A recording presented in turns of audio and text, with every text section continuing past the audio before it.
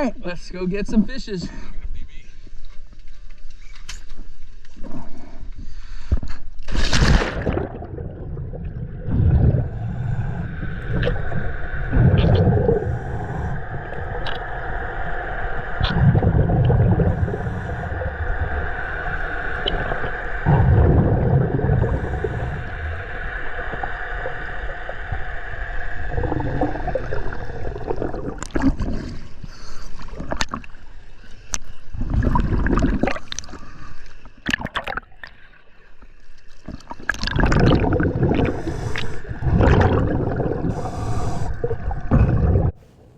So we headed out here to 100 foot. This is our last dive of the day. Water temperature is still 67, 68 degrees Fahrenheit, and headed down with Jeff. Certainly would have been nice if that water had stayed as blue as it was in some parts of the column. But as you went down, the particulate's still there and you lose some light. The visibility's not quite as good. But we're greeted on the way down with seeing quite a few fish, which is nice. You know, we had gag grouper swimming up at us, mangrove snapper, red snappers, amberjacks. This was just, going to shape up to be the busiest and most productive dive of the day. So I hope you guys enjoy the video. I think I saw in here the largest gag grouper I've ever seen underwater, but they're closed right now. Definitely have one looking at me for a while before I swam up to it and it took off, but there's a bigger one after that. So let me know what you guys think in the comments about its size. And it's likely my last video for 2024. So I hope everyone has a great Christmas and a great New Year. And we'll see what happens and what fish they give us in 2025 and what we can do to keep having some fun out there.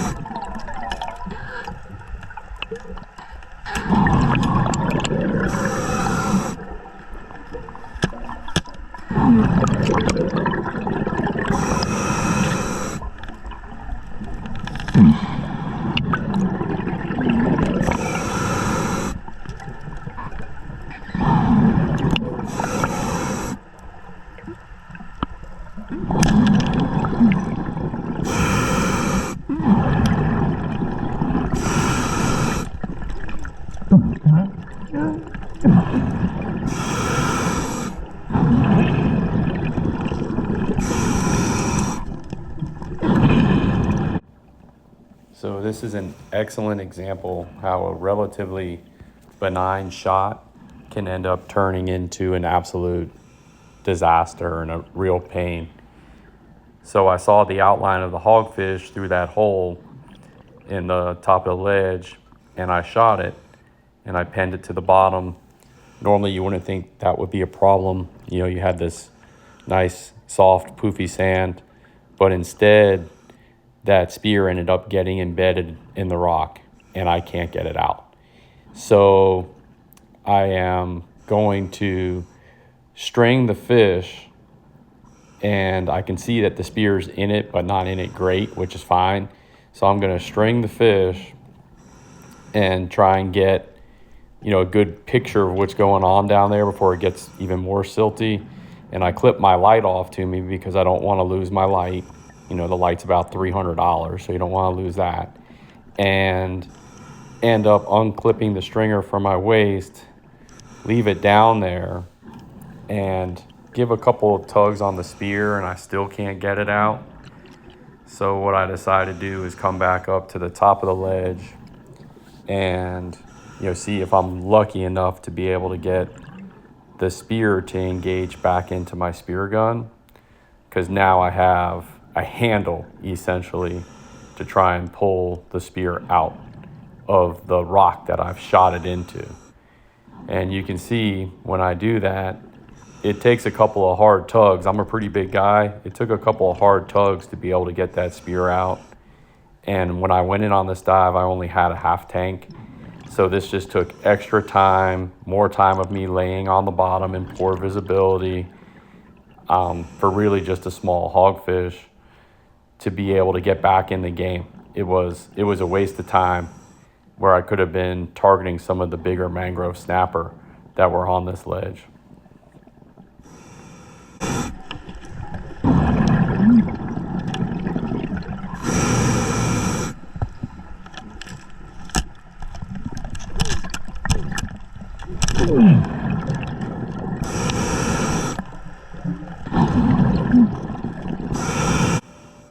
Because I knew the spear was just in the flesh of this fish, I was able to essentially just pull the spear through the fish with a small tear in the fish. Otherwise, I would have had to gone back down to the bottom and close the flopper and then, you know, push the spear out through the fish if the flopper was in there real well. I didn't have to do that. I was able to just rip it through and let the ledge do the work for me.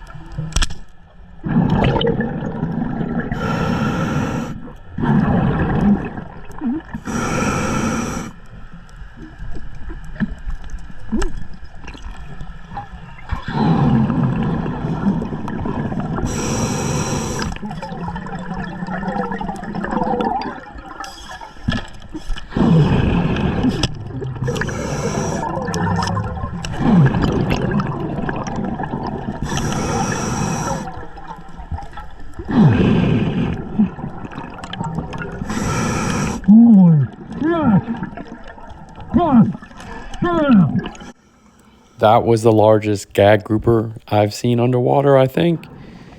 It was, in my opinion, over 40 pounds. But for those in the know, feel free to put in the comments what you think.